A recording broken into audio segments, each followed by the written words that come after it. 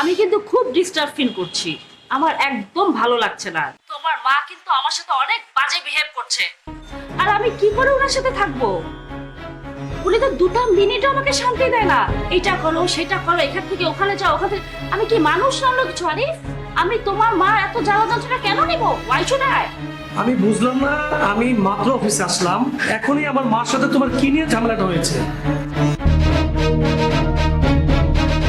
কিন্তু সে তো মিলামেশা তো দূরের কথা, আমার সাথে নর্মালি ভালো করে বসে একটু কথা বলবে সেটাও বলে না।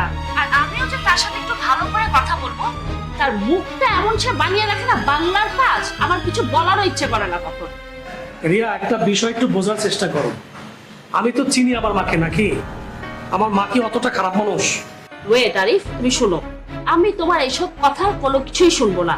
তুমি আজকে রাতে এসে তোমার মাকে তুমি কি করবা না করবা, ইটস আপ টু ইউ।